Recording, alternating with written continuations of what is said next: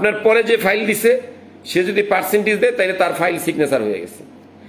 এইভাবে যখন চলতে থাকছে তখন কিন্তু উদ্যোক্তা সে দাঁড়াইতে পারে না। এখন আপনি ব্যাংকে যাবেন, যেখানে যে ধরনের সহযোগিতায় যাবেন, যে কোনো অফিসে যাবেন, আপনার পেপার যদি লিগেল থাকে আপনাকে অনুমোদন দিয়ে দিবে। তাইলে যখন ঝড় তুফান আসছে তখন তো আম কুড়াবেন, তাই না? মন্দরও দেখবেন আম সরছে, হ্যাঁ ঝড় তুফানের সময় আম নিতে আহে, সুযোগ লয়।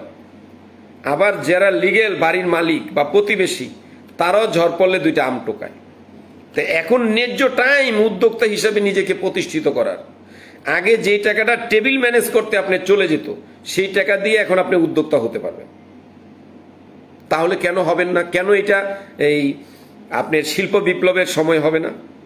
আসুন আমরা আমাদের নিজের ফ্ল্যাটের একটা রুমে একটা মেশিন দিয়ে একটা কার্য শুরু করে দিই, একটা শিল্প গড়ে তুলি, একটা ক্ষুদ্র শিল্প গড়ে তুলি, একটা কুটির শিল্প গড়ে তুলি।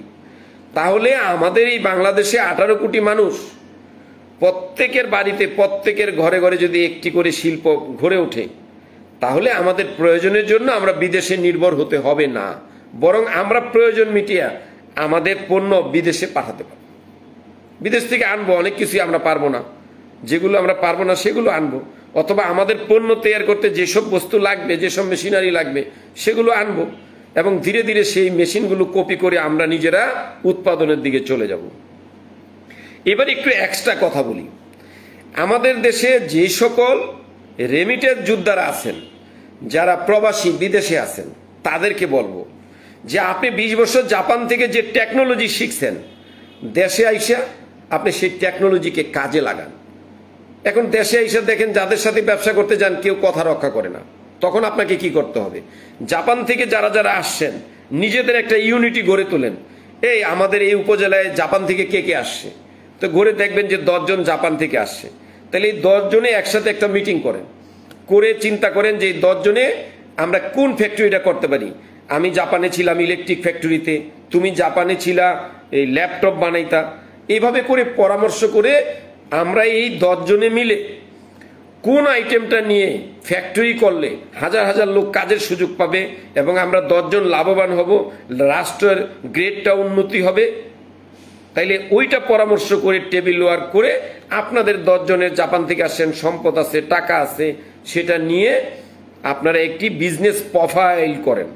বিজনেস প্রোফাইলটা নিয়ে এবার আপনারা কিছু আরো সিনিয়রদের সাথে, বাংলাদেশি ব্যবসায়ীদের সাথে একটু মিটিং করেন যে আমরা জাপান থেকে আসছি 10 জন, আমাদের 20 কোটি টাকা আছে, আমার এই বাড়ি এই সম্পদ এই আছে, এখন আমরা যে ফ্যাক্টরি করতে চাই এটাতে 1000 কোটি টাকা লাগবে।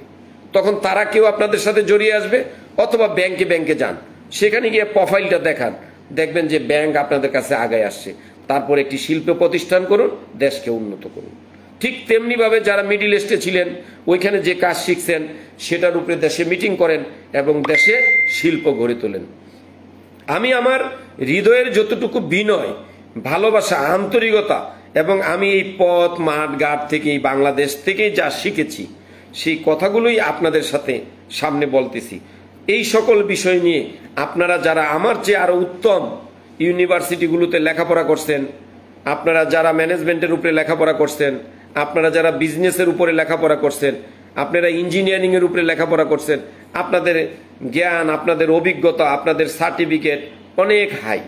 আপনাদেরকে অনুরোধ করব, আপনিও যাদের সাথে লেখাপড়া করছেন তারাই 5 জন 10 জন একসাথে করে ইউনিট হন, যে আমরা 10 জন তো ইঞ্জিনিয়ারিং এ পড়ছি, তাইলে আমরা 10 জনে মিলে যদি কোনো কাজ করি, আমরা 10 জনে মিলে যদি কোনো ইউনিটি সৃষ্টি করি, তাইলে তো আমরা অ্যাপার্টমেন্ট গড়ে তুলতে পারি, আমরা কোনো একটি এলাকা ডেভেলপে কাজ করতে পারি, আমরা 10 জনে মিলে একটা ইঞ্জিনিয়ারিং ফার্ম খুলতে পারি, আমরা আর্কিটেকচার হলে আমরা 10 জনে মিলে ডিজাইন সেবা দিতে পারি, এবং সেই সেবাগুলোর মূল্যটাকে আমরা ছোট করে দিই, প্রাইসটাকে ডাউন করে দিই, তাইলে মানুষ কি করবে? বেশি বেশি সেবা নিবে। তো আমরা যারা জাপান থেকে আসছি, জাপানে যে কারিকুলাম, যে টেকনোলজি শিখে আসছি, সেটা বাংলার বুকে ইঞ্জিনিয়ারিং করে বাংলাদেশে আমরা শিল্প গড়ে তুলব, যাতে হাজার হাজার মানুষ আমাদের মাঝে কাজ করতে পারে। এবং জাপান থেকে ফিরে এসে আমরা একজনই করব তা না, জাপানের লোকজন দেশে 10 জন 20 জন 50 জন ইউনিট করে করে শিল্প গড়ে তুলতে কাজ করুন। আবার যারা কোরিয়াতে ছিলেন, সেখানে আপনি যে টেকনোলজির উপরে কাজ করছেন, সেই টেকনোলজিটা নিয়ে বাংলাদেশে কাজ করুন, শিল্প গড়ে তুলুন। মনে রাখবেন, এটাই উদ্যোক্তা হিসাবে নিজেকে পরিচিতি দেওয়ার শ্রেষ্ঠ সময়। এবং এই সময়টি আজকের আলোচ্য বিষয় হলো যে শিল্প বিপ্লবের সময় আমরা বর্তমানে কাটাইতেছি। তাই এই শিল্প বিপ্লবের সময়টিতে আপনি যদি মনোযোগী হন, আপনি যদি উদ্যমী হন, আপনার ইচ্ছা, আপনার প্রচেষ্টা আপনাকে মাথা উঁচু করে দাঁড়ানোর সুযোগ করে দিবে এবং আপনার ছাতার তলে হাজার হাজার মানুষ আশ্রয় নিতে পারবে। তার জীবিকা সে আপনার মাধ্যমেই রুজি করতে পারবে, তার পরিবার চলবে। আর যার বিনিময়ে আপনি যে মানুষ, আশরাফুল মাখলুকাত, আপনি নিজেকে সেই হিসেবে প্রতিষ্ঠিত করতে পারবেন। হে আমার রব, আপনি আমাকে পাঠাইছেন, জ্ঞান দিয়েছেন, অর্থ সম্পদ দিয়েছেন, বুদ্ধি দিয়েছেন, আর সেটা দিয়ে আমি এত এত মানুষের কল্যাণ করেছি। তাহলে আপনার দুনিয়াতে শান্তি এবং আখেরাতে মুক্তি হবে ইনশাআল্লাহ। এজন্য ক্ষুদ্র শিল্প, মাঝারি শিল্প, বৃহৎ শিল্প, যে কোনো ধরনের ইন্ডাস্ট্রিয়াল, যে কোনো ধরনের প্রাতিষ্ঠানিক, যে কোনো ধরনের উদ্যোগ গ্রহণ করতে আপনাকে যিনি বোঝে তার কাছে যেতে হবে। একটা বিষয় আছে, আপনি জানেন না, কিন্তু যে জানে আপনাকে তার কাছে যেতে হবে। আমি বলবো, আপনি যদি এরকম কোনো লোক খুঁজে না পান, একবার আমাকে হেলো বলুন, আমি আপনার সহযোগিতা এগিয়ে আসব। হয়তো আমার সে যোগ্যতা নাই, তবে যোগ্যতা যার আছে আমি আপনাকে তার সাথে কালেক্ট করে দিব। যার যোগ্যতা আছে তার সাথে আপনাকে আমি কালেক্ট করে দিব। তখন আপনি আপনার উদ্যোগটা নিয়ে দ্রুত গতিতে এগিয়ে যেতে পারবেন এবং ক্ষতিগ্রস্ত হবেন না। আমাদের দেশে সবচেয়ে বড় যে সমস্যাগুলো ঘটে এবং যেটা আমি আমার জীবনেও দেখেছি, বাস্তবতার সাথে যে ঘটনাটা ঘটে, যে যারা লেখাপড়া করতেছে, ধরেন ঝরে পড়ে যায় 8, 9, 10 বা মেট্রিক পরীক্ষা দেওয়ার পরে সে আর লেখাপড়া করে না। এটাকে বলে এডুকেশনালি যারা লেখাপড়া করে তারা ঝরে পড়া। আরেকটা হলো উদ্যোক্তা ঝরে পড়া। আমাদের দেশে উদ্যোক্তা ঝরে পড়ে তখন যখন উদ্যোক্তার যে নিজ টার্গেটটা, যে সে কি করতে পারবে, সে কোথায় গুলি করতে চাচ্ছে, তার টার্গেটটা কোথায়, সে যাবে কোথায়। আপনি ধরে নেন, আপনি চিন্তা করছেন 10 দিন পরে আপনি যাবেন সেন্ট মার্টিন দ্বীপে, সেখানে আপনি 2 দিন 2 রাত থাকবেন। এই 10 দিন আপনার মাথাটা কিন্তু এই ঢাকায় থাকবে না, সেন্ট মার্টিন দ্বীপে চলে যাবে। আপনি অন্য অন্য কাজ ঠিকই করবেন, কিন্তু প্ল্যান করতে থাকবেন যে এইবার সেন্ট মার্টিনে গেলে রাতের বেলা সমুদ্রের পাড়ে শুয়ে থাকবো, সারা রাত সমুদ্রের পাড়ে গল্প করব। মানে আপনি নানাভাবে নিজেকে তৈরি করতে থাকবেন সেন্ট মার্টিন যাওয়ার জন্য, এবং ওইখানে গিয়ে কি কি এনজয় করবেন সেটা মনের কল্পনায়, ধারণে আপনি কিন্তু একটা ছক, একটা ডিজাইন এঁকে ফেলবেন যে এবার সেন্ট মার্টিন আপনার টার্গেট কি। সেন্ট মার্টিন যাওয়ার সময় আপনি আর কোথায় কোথায় স্টেশন করবেন, সেন্ট মার্টিন থেকে ব্যাক করার সময় আপনি আর কোথায় কোথায় যাবেন। তো এইভাবে চলতে থাকলো। হঠাৎ করে আপনি দেখলেন 9 দিন পরে যে আগামীকালকে সেন্ট মার্টিন যাবেন, আর এখন আপনাকে কোনো বন্ধু অফার করলো, দোস্ত চল আজকে রাতেই বিমানে চলে যাব। কোথায়? বলে দিল্লি বা বোম্বে অথবা শিলিগুড়ি অথবা শিলং, দার্জিলিং। তো আপনি বললেন কি, আচ্ছা ঠিক আছে, সেন্ট মার্টিন তো আমাদের দেশের ভিতরে, এটা পরে যাবো না, চল দোস্ত তোর লগে শুই। এখন বন্ধু অফার করছে, সে সব খরচও দিবে, টাকা পয়সা সব তার, সে সময় দিবে, আপনাকে সঙ্গী হিসাবে নিয়ে যাচ্ছে। তো এই সুযোগটা নেওয়ার জন্য আপনি কক্সবাজারও গেলেন না, সেন্ট মার্টিনও গেলেন না। এবার আপনি যখন দার্জিলিং চলে যাবেন, ওই বন্ধু এনজয় করবে, যা দেখবে তার ভালো লাগবে, ওয়াও ওয়ান্ডারফুল বেস্ট, আর আপনি একটু মন মরা থাকবেন, জিজ্ঞেস এই বেটা কি হয়েছে। তা আপনি নিজেও বলতে পারবেন না যে আপনার হয়েছেটা কি। মানে 100% যে মজা, ফিলিংস, এটা পাবেন না আপনি। কারণ আপনি তো 9 দিন যাবত, 10 দিন যাবত আপনার এই ব্রেনটাকে, মাথাটাকে সেন্ট মার্টিনে পাঠাই দিচ্ছেন। এখন ও 50% সেন্ট মার্টিনে রশি টানতেছে, আর আপনি 50% কইতাছেন যাইতে নিয়ে সেন্ট মার্টিন কি হয়েছে, পরে যামুনে, এখন এখানে এনজয় করি। তো আপনি না পাইলেন সেন্ট মার্টিন, আপনি না পাইলেন শিলং, দার্জিলিং এর মজাটা, এনজয়টা। কি কারণে? যে আপনি 10 দিনের মধ্যে 9 দিনের দিন আপনার টার্গেট পরিবর্তন করলেন, তখন আপনি 2টা জায়গার কোনো জায়গায়ও সফল হতে পারলেন না। তো আপনাকে আপনার নির্দিষ্ট জায়গাটা, যে আপনি কি চান, আপনি স্বাধীনতা চাইলে স্বাধীনতা, পরাধীনতা চাইলে পরাধীনতা, আপনি লাভ চাইলে লাভ, এনজয় চাইলে এনজয়। কোন জায়গায় আমাদের শুরু করতে হবে এইটা আমরা বুঝতে ভুল করে ফেলি। দ্বিতীয়ত আমরা ভুল করে ফেলি কোন জায়গায় আমাদের থামতে হবে। আমাদের যারা ফেসবুকে অফলাইনে বা অনলাইনে কথা বলে থাকি আমরা, তার মধ্যে বেশিরভাগ আমরা বলে থাকি, প্রেসার দিয়ে থাকি যে কোনো কাজ শুরু করুন এবং লেগে থাকুন। কিন্তু আমি বলবো যে কোনো কাজ আপনি শুরু করবেন, কিন্তু করার আগে শতবার ভাবেন। আর যদি শুরু করে দেন তাইলে লেগে থাকেন। আবার সেই লেগে থাকাটা কতটুকু লেগে থাকবেন সেটা আপনাকে বুঝতে হবে। লেগে থাকতে থাকতে যদি আপনি ডুবে যান সমুদ্রের তলে, তাইলে লেগে থাকা যাবে না। অর্থাৎ আপনি মানুষ, আপনাকে জ্ঞান দেওয়া হয়েছে, আপনি ঠিক কখন শুরু করবেন এটাও অ্যানালাইসিস করবেন। আবার শুরু করার পরে কতটুকু লেগে থাকবেন। ধরেন আপনি ঢাকা থেকে ময়মনসিংহ যাবেন, গাজীপুরে দিয়ে গিয়ে দেখলেন জাম, এখন সেই জামের মধ্যে আপনি যাইতে পারতেছেন না, বৈশা রয়েছেন। এখন কত হইলো আপনি শিখছেন, লেগে থাকতে হইব। তো লেগে থাকলেন স্টার্টিং ধরে। আপনি দেখবেন আপনার পিছনের বা সামনের একটি গাড়ি ডানে অথবা বামে টার্নিং নিয়ে ভিতরে গ্রামের একটা রাস্তা দিয়ে সে আরো 10 কিলো দূরে গিয়ে আবার মেইন রোডে উঠে সে তার বাড়িতে যেয়ে ঘুমায়, আর আপনি ওই স্টার্টিং ধরে বসেই আছেন, ঝিমাইতেছেন। কারণ কি? বাইপাস পথটা আপনার চিনা নাই।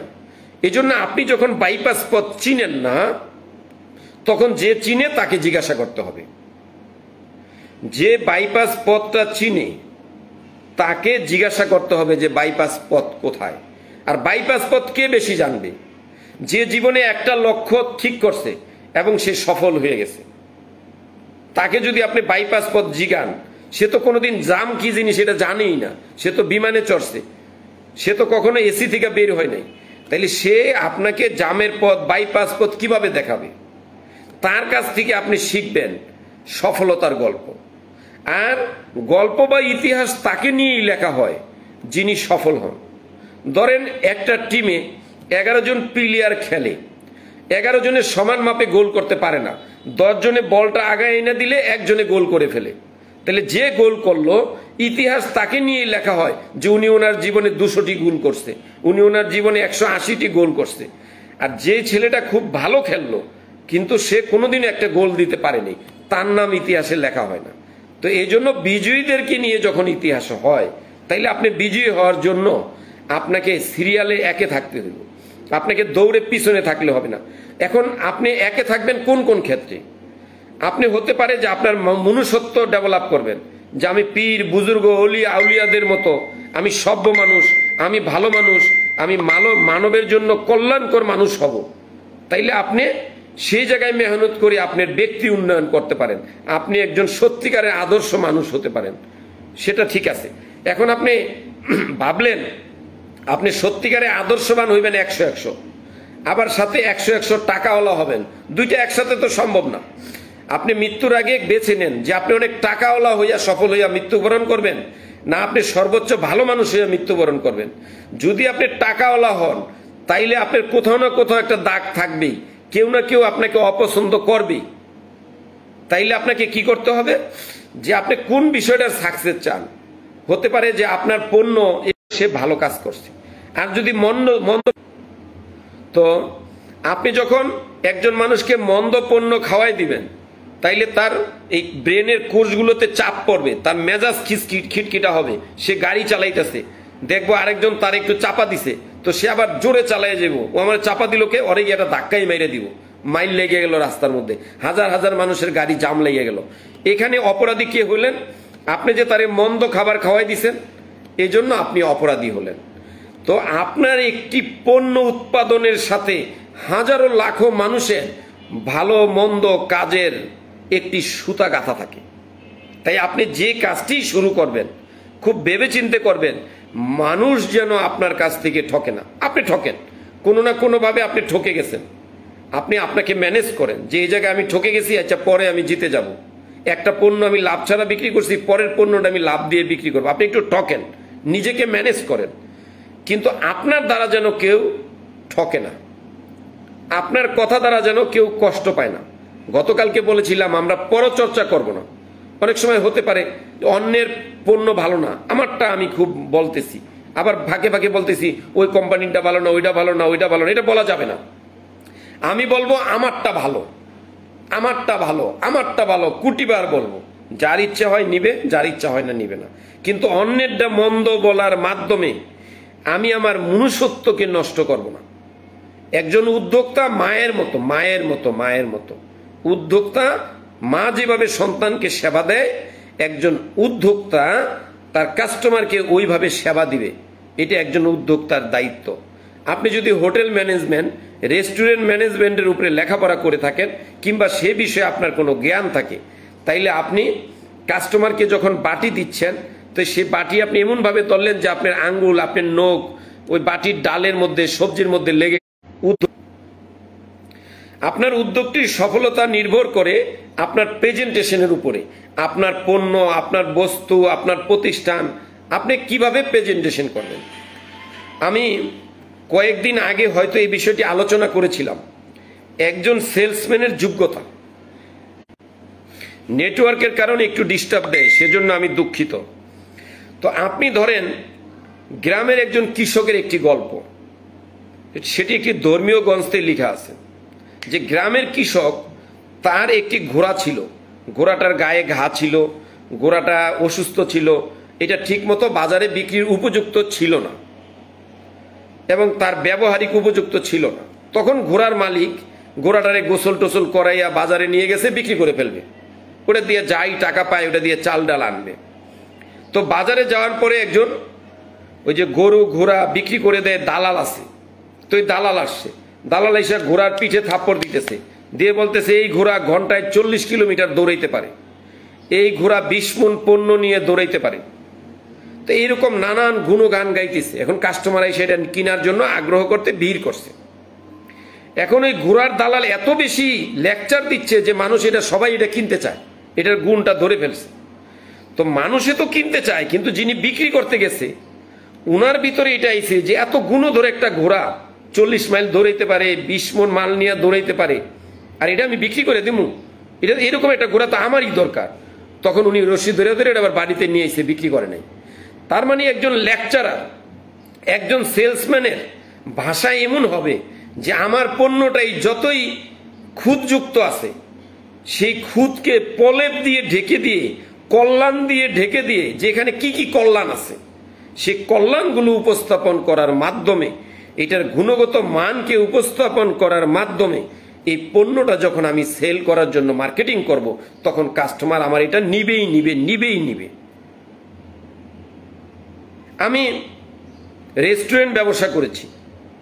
যখন আমার স্টাফ কাস্টমারকে খাওয়াইতেছিল, তখন মাঝে মধ্যেই আমি একটু যাইতাম, যে বলতাম এই কি কি দিছো, আমি তো জানি কি কি দিছে, দেখতেছি। এরপর বলতে এই কি কি দিছো, তখন ওই কাস্টমারের কেউ আমার দিকে উঠে তাকাচ্ছে যে উনি কি বলতে চাচ্ছে। তখন আমি ডাইকা বলতেছে এই এদিকে আসো, ওই যে ছোট মাছ আছে না, ওই স্যারের টেবিলের সামনে এটা ছোট মাছ দাও, চেয়ারের সামনে, স্যার এটা দেখেন ভাল লাগলে খাইয়েন। তো এই যে দিয়ে গেছে। তো একটা ছোট মাছ যদি 200 টাকা দাম হয়, তাইলে আমার 200 টাকা বিল বাড়লো। আর ছাড়েও বুঝলো যে আসলে তো এই ছোট মাছ আমি চাইছিলাম, এ ছেলে তুমি আগে মুরগি গরু দিলে, ছোট মাছ বললা না কেন। তাইলে ছাড়ের কাছে আমি ভালো লেগে গেলাম। আবার যদি আমি দেখতেছি সকালে খিচুড়ি খাচ্ছে, তাইলে আমি বললাম এই ওনাদেরকে খিচুড়ি দিয়েছ কি দিয়ে, বলে চিকেন দিয়ে বা বিফ দিয়ে। এই এদিকে আসো, আমার টেবিলের পিছনে গিয়ে দেখো যে আমের আচার আছে। তো আমের আচার আইনা তার সামনে দেওয়া হইল। তো পরে দেখা গেল যে আমের আচার দিছি, আমরা বিলই করি নাই, কিন্তু অর্ধ বয়াম বা আচার শেষ হয়ে গেছে। তো পরে ওরা বিদায়ের পরে বা বিল করার সময় স্টাফ বলতেছে স্যার আচারটা বিল করে দেই, বলে না এটা বিল করিও না। এখন কাস্টমার বিল দিতে এসে বলতেছে ভাইয়া আচার খাইলাম আপনার পুরাটা, বিল তো ধরলেন না। তো কইলাম সবকিছুতে কি ব্যবসা করতে হইব, কিছু কিছু কাজের মাধ্যমে তো আমি মানুষ হিসাবে প্রমাণ করতে হইব। তো তখন দেখা গেল কি যে ওনার সাথে একটা বন্ধুত্ব হয়ে গেল। উনি ওনার ভিজিটিং কার্ড দিলেন, আমি আমার ভিজিটিং কার্ড দিলাম। তাহলে চিরদিন ওনার যত আত্মীয় স্বজন আমার এলাকায় আবার আসবে, উনি নিশ্চয়ই একবার রিকমেন্ড করে দিবে যে শফিক ভাইয়ের ওইখানে যাও, উনি ভালো মানুষ, ওনার কাছে এই সেবা পাবা। তাইলে আমি একটু আচার দিলাম, আমি তো ওনার কাছে লাভ করছি, এই আচারের কারণে তো আমার লাভটা শেষ হয়ে যাবে না। তাইলে কেন আমরা সকল আয় ব্যয় এবং উদ্যোগের পাশাপাশি একটু মনুষ্যত্ব বিলি করি না? সেটা যদি বিলি করি, তাহলে মানুষ আমাকে রিটার্ন কিছু নাই দেখ, আমি তো আমার অন্তরে আত্মতৃপ্তি পাব। তাই আসুন আমরা যে কাজটাই করি আমার কর্মটাকে আমি শিল্প হিসাবে ধরে নিই, আমি আমার কর্মটাকে একটি সেবা হিসাবে চিন্তা করি। আমরা অনেকেই আছি একটা উদ্যোগ শুরু করার আগেই খোঁজ করি যে কিভাবে ঠকানো যায়, টোটাল প্ল্যানটাই থাকে ঠকানো। সেই জায়গাটা থেকে আমরা ঘুরে আসি। আমরা যখন দুনিয়াবাসীকে কল্যাণ দিব, কল্যাণ পেশার করব, তখন আসমানওয়ালা আমাদেরকে কল্যাণ দিবে। তো এই জন্য আপনাদের দোয়ায় সেই ছোটবেলা থেকেই 20 টাকা পুঁজি দিয়ে আমি আমার জীবন শুরু করেছি। হয়তো আমি টাকা রুজি করতে পারি নাই, হয়তো আমি টাকা সঞ্চয় করতে পারি নাই, হয়তো টাকা জমাতে পারি নাই, কিন্তু আমার অন্তরে আমি মনুষ্যত্ব জমা করেছি এবং সারা বাংলাদেশ থেকে আমি মেধা আহরণ করেছি। তাই আমার মেধাটা আমি মরে গেলে কবরে চলে যাবে। এই মেধাটা আমি কবরে যাওয়ার আগে আপনাদের কাছে রেখে গেলে এইটাকে দিয়ে আপনারা উপকৃত হতে পারবেন। একটা মোমবাতির আলো 1000 মোমবাতি নিয়ে গেলে যেমন আলোটা প্রথম মোমবাতির আলো কমে না, ঠিক তেমনি ভাবে আমার মেধাটাও কমে যাবে না, আরো বাড়তে থাকবে। তো এটা আমি মৃত্যুর আগে আপনাদেরকে দিয়ে যেতে চাই, আর আমি মরিতে চাই আমার প্রশস্ত অন্তর নিয়ে। তো এই জন্য আমার একনিষ্ঠতার কোনো অভাব নাই। যিনি আমার বস, যিনি আমার উস্তাদ, যিনি আমার শিক্ষক, যিনি আমাকে লেকচার দেন, আমি তাকে পূজনীয় মনে করি। তাকে আমি ভক্তি, সম্মান, শ্রদ্ধা, ভালোবাসা এবং তার কথা শোনার সময় আমি 100% মনোযোগী ছাত্র হয়ে যাই। আবার আমি যখন কথা বলি, যারা আমার কথা শুনে, তখন আমি মনে করি আমি বস, আমি শিক্ষক, আমি উস্তাদ, আমাকে ভুল করা যাবে না, আমি সঠিক লেকচারটাই দিতে হবে যেটা মানুষের কল্যাণে আসে। স্থান, কাল, পাত্র, 3টা জিনিস বিবেচনা করে আমরা যদি কথা বলি তাহলেই আমরা বক্তা হতে পারবো, তাহলে আমরা কল্যাণের কাজে নিজেদেরকে নিবেদিত করতে পারবো। আমি গতকালকেও এবং বিভিন্ন দিন আপনাদেরকে বলেছি, আমার হাতে প্রচুর পরিমাণে জমি আছে, আপনারা আমার সাথে কথা বলুন, আসুন ধান রোপণ করি, আমরা কৃষি নিয়ে কাজ করি। আপনারা আসুন সবজি নিয়ে কাজ করি, প্রচুর পরিমাণে জমি, বিভিন্ন কোম্পানির সাথে আমার যোগাযোগ আছে, সম্পর্ক আছে। আমিও বিশেষ করে আপনারা জানেন একটি কোম্পানির সাথে পরিপূর্ণ যুক্ত আছি। তাইলে বাংলাদেশের যে কোনো অঞ্চলে বলতে কিছু অঞ্চলে যে বিভিন্ন প্রকারের জমি আছে, ধানি জমি আছে, সবজি করার জমি আছে, আবার দেখা গেছে আমরা বড় ধরনের নার্সারি করতে পারি। বাংলাদেশের যে কোনো ধরনের রিসোর্ট, যে কোনো ধরনের ডেভেলপার বিজনেসে বর্তমানে যে গাছগুলো বেশি চলে, ধরেন আপনি পাম গাছ, বোতল পাম, এরিকা পাম, ফক্সটেল পাম, নাগাচুয়া, এই গাছগুলো খুবই ডিমান্ডেবল। এই বোতল পাম এগুলোর চারাটা আসে সাধারণত কেলকাটা থেকে বেশি, এবং বাংলাদেশে বিভিন্ন জায়গায় এটা পাওয়া যায় ছোট আকারে। আপনি যদি 200 টাকা 250 টাকা দিয়ে একটা চারা কিনে রোপণ করেন, 5 বছর পরে এটা 1000-1200 টাকা বিক্রি হবে। তো এই জন্য আমাদের কাছে প্রচুর জায়গা আছে, আসেন আমরা কন্ট্যাক্ট করি, সেই জায়গাগুলোতে আমরা নার্সারি গড়ে তুলি এবং সেই নার্সারি গাছগুলো আমরা প্রজেক্টে বিক্রি করতে পারবো, বিভিন্ন রিসোর্টে বিক্রি করতে পারবো। ছোট ছোট উদ্যোক্তারা এখানে শ্রম দিয়ে তারা বেতনভুক্ত হয়েও চাকরি করতে পারবে। এবং আমাদের প্রচুর পরিমাণে জমি এবং বাসাবাড়ির সুযোগ আছে। আপনি ভাড়া দিয়ে থাকতে পারেন না, রিক্সা চালান, কষ্ট করেন, আপনার বউ বাচ্চা নিয়ে আমাদের বাসায় চলে আসেন, আমাদের ওই বাগানে চলে আসেন, সেখানে আপনাকে ঘর দেওয়া হবে। সেখানে থেকে আপনি 10টা-20টা গরু পালেন, আপনাকে গরু কিনে দেওয়া হবে, আপনি পুঁজি লাগাতে হবে না। আপনাকে খাসি বকরি কিনে দেওয়া হবে, আপনি পুঁজি লাগাতে হবে না, আপনি শুধু শ্রমটা দিবেন। প্রচুর পরিমাণে আপনি হাঁস পালেন, মুরগি পালেন। এই ঢাকার পূর্বাচল নীরা মার্কেটের এরিয়ায় কমসে কম 1000-এর উপরে রেস্টুরেন্ট আছে, যেগুলো পুরো শীতের সিজন রাত দিন হাঁসের মাংস আর চিতই পিঠা চাপটি বিক্রি হয়। আপনি বাংলাদেশের যে কোনো জায়গা থেকে হাঁস, হাজার হাজার হাঁস, লাখ লাখ হাঁস এই পূর্বাচল 300 ফিট নীলা মার্কেট অঞ্চলে বিক্রয় হয়। আপনি কি করেন? হাঁস পালা শুরু করেন, আপনি দেশি মুরগি পালেন, ব্রয়লার মুরগি থুয়ে আপনি দেশি মুরগি পালেন, বেশি লাভবান হবেন। দেশি মুরগি পালার জন্য আপনি যত জায়গা লাগে আমরা সেই সুবিধা আপনাদেরকে দিতে পারবো। উদ্যোক্তা সহায়তা কেন্দ্র বাংলাদেশকে চায়নার নেই ঘরে ঘরে শিল্প প্রতিষ্ঠা করার জন্য কাজ করে থাকে। এজন্য যে কোনো অনুমোদন, বিএসটিআর অনুমোদন, ট্রেডমার্ক, ট্রেড লাইসেন্স, যে কোনো সেবা আমরা তথ্যটা দিয়ে থাকি। আমরা কোনো ধরনের আপনার সাথে অর্থ লেনদেন করে আপনাকে লাইসেন্স করে দিব না, কিন্তু আপনি নিজে নিজে কিভাবে কম খরচে লাইসেন্সটা করতে পারবেন, হয়রানি মুক্ত হয়ে লাইসেন্সটা করতে পারবেন, সে সুযোগটা আমরা করে দিব। এবং উদ্যোক্তা সহায়তা কেন্দ্র 200 মতো পণ্য নিয়ে বাজারে আসতে যাচ্ছে। সে 200টি পণ্যতে আপনি আমাদের সাথে শেয়ারিং করতে পারেন। আপনার ফ্যাক্টরি থাকলে আমাদের সাথে চুক্তি করতে পারেন, আবার আমাদের ফ্যাক্টরিতে আপনি অংশীদারিত্ব হতে পারেন। আপনার এলাকায় মরিচ আছে, আপনি সেটা সাপ্লাই দিতে পারেন। আপনার এলাকায় হলুদ আছে, সেটা সাপ্লাই দিতে পারেন। চেইন ম্যানেজমেন্টের মধ্যে আসুন, আমরা 64 জেলাকে একটি চেইনের মধ্যে নিয়ে আসব।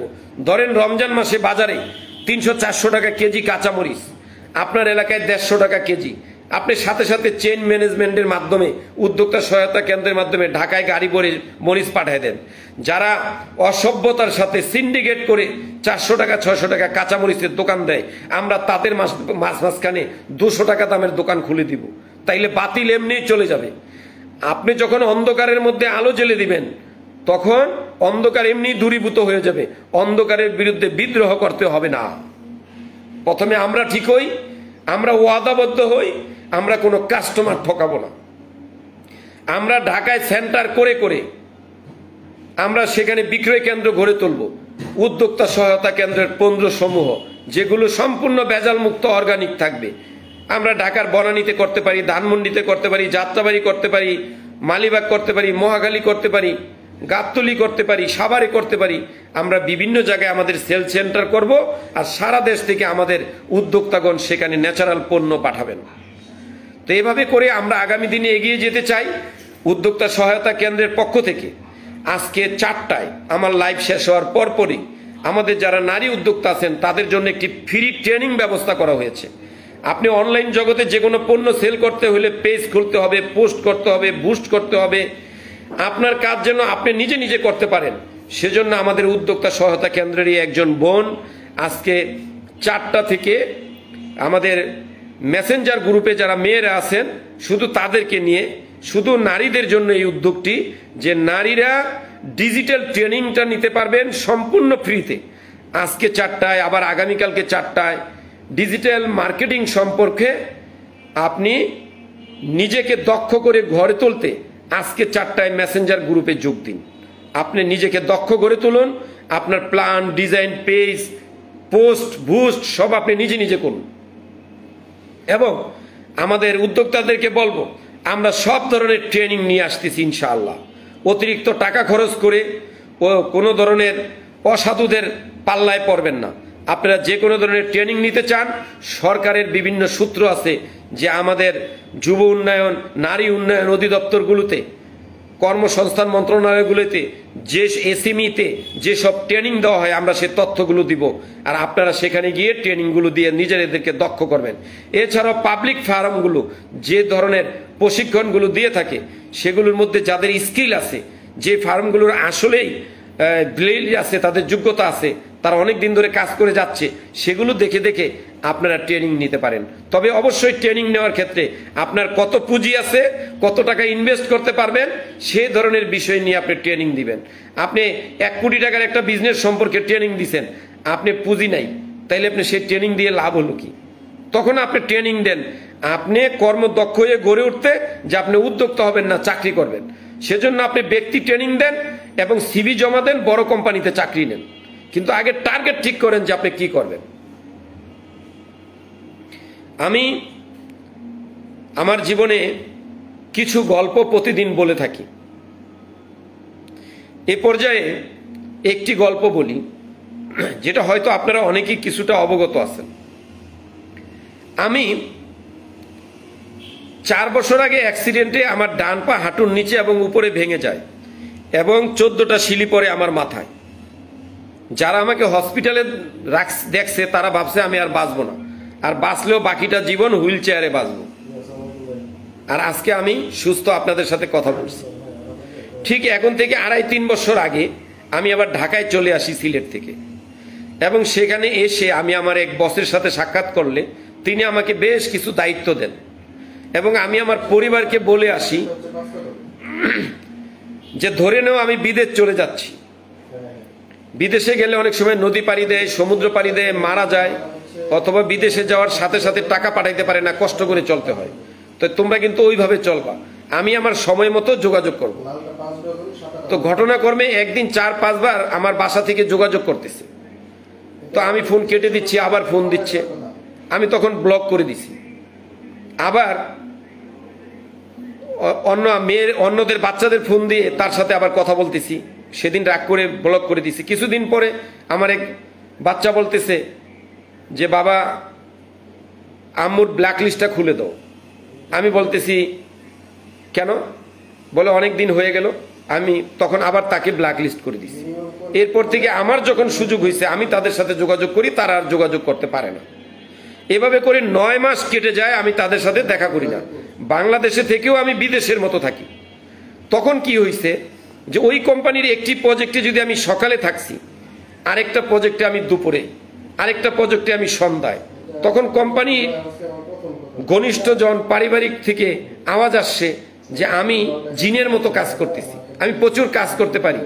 তো এই যে আমি পরিবার থেকে কিছুটা দিন দূরে থাকলাম এবং সকাল দুপুর রাত বুঝলাম না, কাজে লেগে থাকলাম, 9 মাস কাজ করলাম, এট আ টাইম পৃথিবী ভুলে গেলাম। 9 মাসে আমি কি পেলাম?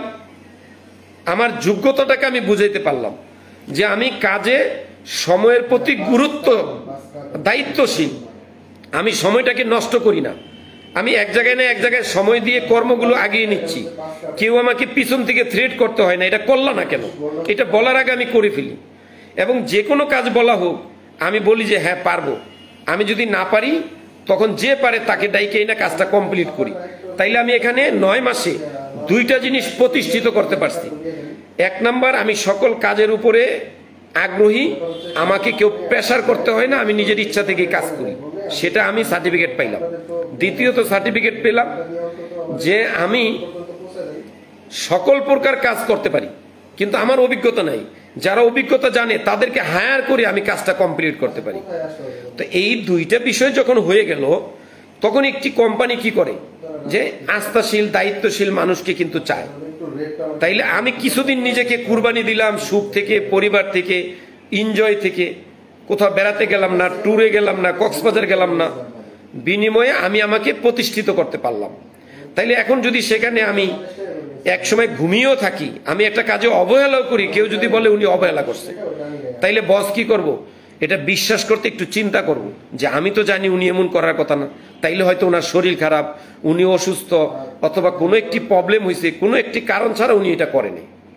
এই যে আত্মবিশ্বাস আমি মানুষের ভিতরে পয়দা করলাম 9 মাস কষ্ট করার কারণে। আর 9 মাস, 8 মাস, 10 মাস কষ্ট করার কারণে মা একজন সন্তান জন্ম দেয়। তাইলে আমি 9 মাস কষ্ট করার কারণে আমার কিছু বিশ্বাস আমি মানুষের মনে স্থির করতে পারছি, জায়গা করতে পারছি।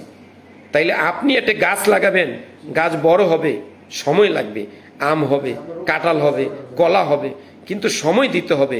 আপনি বীজ রোপণ করে অপেক্ষা করুন, বিজয় আপনার আসবেই, সফলতা আপনার আসবেই ইনশাআল্লাহ।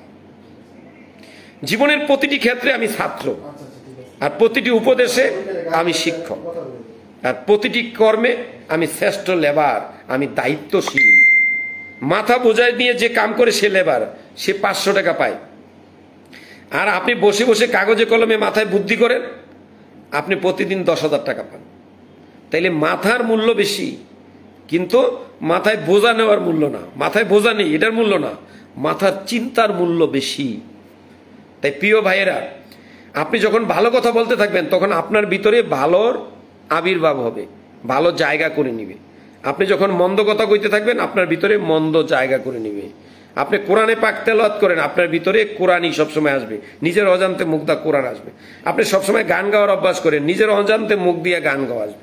এই যে আমি নিয়মিত আপনাদের সাথে কথা বলি, এখন এরকম হয়েছে যে হয়তো ঘুমের তালও আমি আপনাকে কথাই বলতেছি, এখন আমার অভ্যাস হয়ে গেছে।